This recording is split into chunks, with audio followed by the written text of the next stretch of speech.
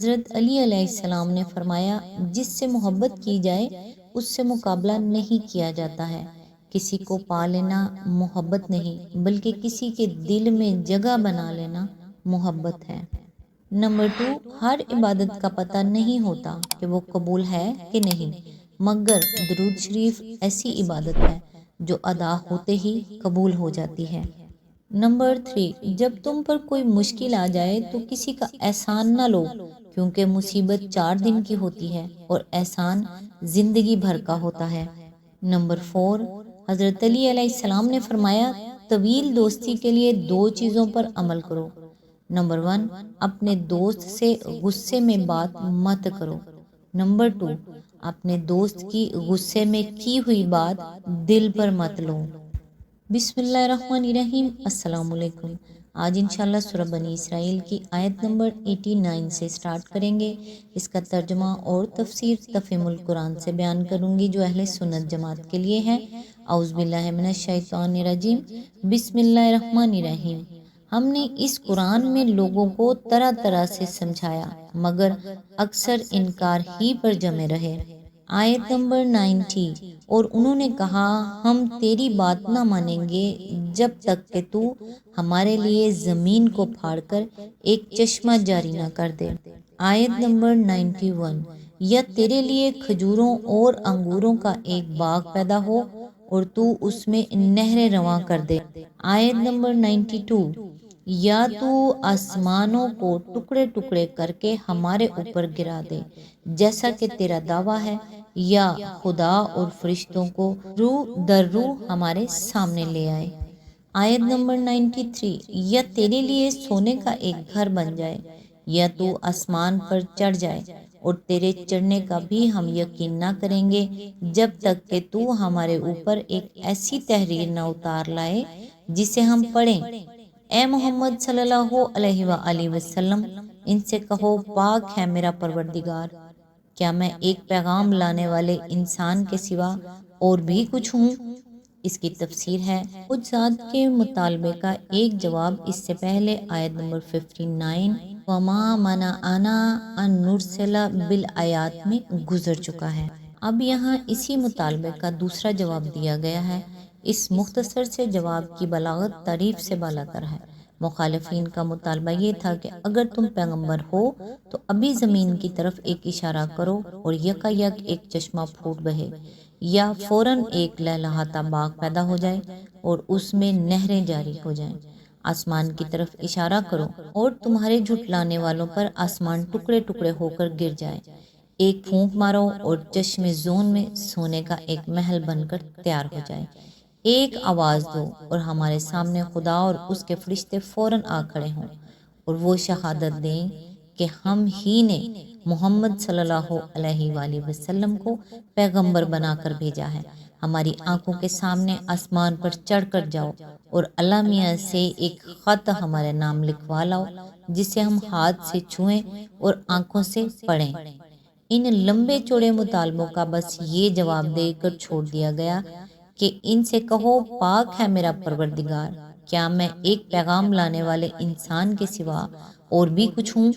یعنی بے وقوفو، کیا میں نے خدا ہونے کا دعویٰ کیا تھا کہ تم یہ مطالبے مجھ سے کرنے لگے ہو؟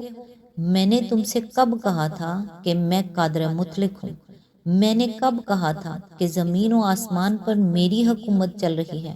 میرا دعویٰ تو اول روز سے یہی تھا کہ میں خدا کی طرف سے پیغام لانے والا ایک انسان ہوں۔ تمہیں جانچنا ہے تو میرے پیغام کو جانچو، ایمان لانا ہے تو اس پیغام کی صداقت و معقولیت دیکھ کر ایمان لاؤ، انکار کرنا ہے تو اس پیغام میں کوئی نقص نکال کر دکھاؤ۔ میری صداقت کا اطمینان کرنا ہے تو ایک انسان ہونے کی حیثیت سے میری زندگی کو، میرے اخلاق کو، میرے کام کو دیکھو۔ یہ سب کچھ چھوڑ کر تم مجھ سے یہ کیا مطالبہ کرنے لگے کہ میں زمین پھاڑوں اور آسمان گراؤں؟ آخر پیغمبری کا ان کاموں سے کیا تعلق ہے؟ آیت نمبر 94، لوگوں کے سامنے جب کبھی ہدایت آئی تو اس پر ایمان لانے سے ان کو کسی چیز نے نہیں روکا مگر ان کے اسی قول نے کہ کیا اللہ نے بشر کو پیغمبر بنا کر بھیج دیا؟ اس کی تفسیر ہے یعنی ہر زمانے کے جاہل لوگ اسی غلط فہمی میں مبتلا رہے ہیں کہ بشر کبھی پیغمبر نہیں ہو سکتا، اسی لیے جب کوئی رسول آیا تو انہوں نے یہ دیکھ کر کہ کھاتا ہے، پیتا ہے، بیوی بچے رکھتا ہے، گوشت پوست کا بنا ہوا ہے، فیصلہ کر دیا کہ پیغمبر نہیں ہے کیونکہ بشر ہے۔ اور جب وہ گزر گیا تو ایک مدت کے بعد اس کے عقیدت مندوں میں ایسے لوگ پیدا ہونے شروع ہو گئے جو کہنے لگے کہ وہ بشر نہیں تھا کیونکہ پیغمبر تھا۔ چنانچہ کسی نے اس کو خدا بنایا، کسی نے اسے خدا کا بیٹا کہا اور کسی نے کہا کہ خدا اس میں حلول کر گیا تھا۔ غرض بشریت اور پیغمبری کا ایک ذات میں جمع ہونا جاہلوں کے لیے ہمیشہ ایک معمہ ہی بنا رہا ہے۔ مزید تشریح کے لیے ملاحظہ ہو سورہ یاسین حاشیہ نمبر 11۔ آیت نمبر 95۔ ان سے کہو اگر زمین میں فرشتے اطمینان سے چل پھر رہے ہوتے تو ہم ضرور آسمان سے کسی فرشتے ہی کو ان کے لیے پیغمبر بنا کر بھیجتے۔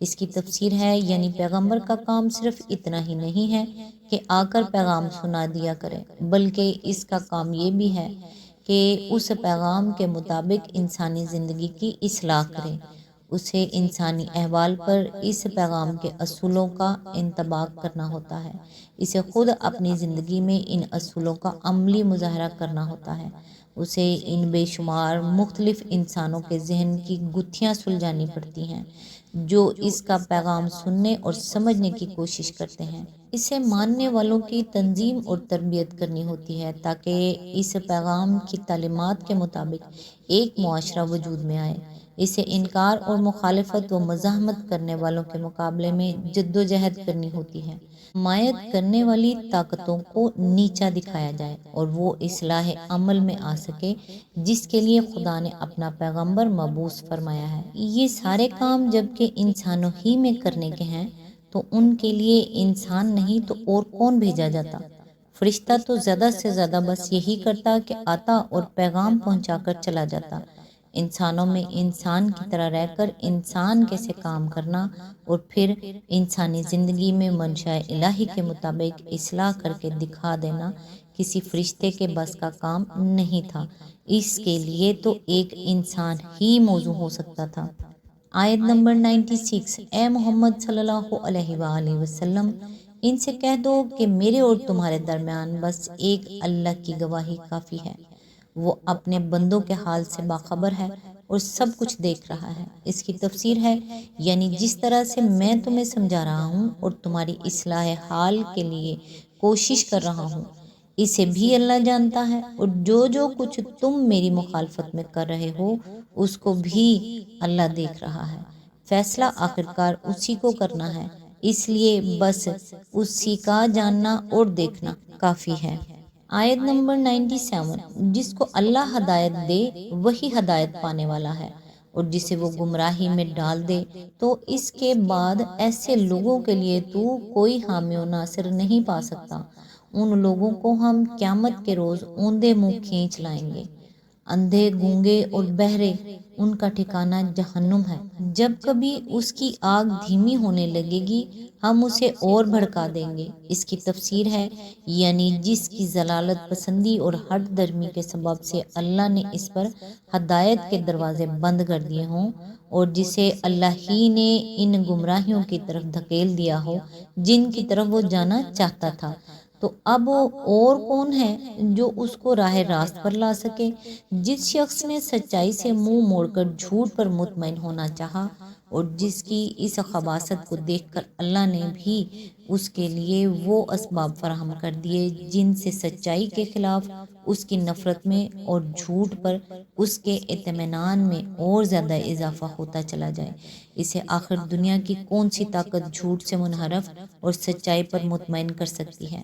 اللہ کا یہ قاعدہ نہیں ہے کہ جو خود بھٹکنا چاہے اسے زبردستی ہدایت دے، اور کسی دوسری ہستی میں یہ طاقت نہیں ہے کہ وہ لوگوں کے دل بدل دے، یعنی جیسے وہ دنیا میں کر رہے ہیں کہ نہ حق دیکھتے تھے نہ حق سنتے تھے اور نہ حق بولتے تھے، ویسے ہی وہ قیامت میں اٹھائے جائیں گے۔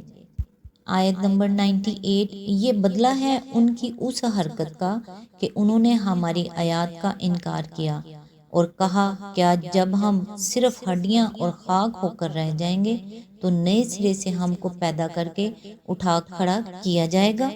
آیت نمبر 99، کیا ان کو یہ نہ سوجھا کہ جس خدا نے زمین اور آسمانوں کو پیدا کیا ہے وہ ان جیسوں کو پیدا کرنے کی ضرور قدرت رکھتا ہے؟ اس نے ان کے حشر کے لیے ایک وقت مقرر کر رکھا ہے جس کا آنا یقینی ہے، مگر ظالموں کا اصرار ہے کہ وہ اس کا انکار ہی کریں گے۔ آج تک کے لیے اتنا ہی، نیکسٹ انشاءاللہ آیت نمبر 100 سے سٹارٹ کریں گے۔ تب تک کے لیے دعاؤں میں یاد رکھیے گا۔ اللہ حافظ۔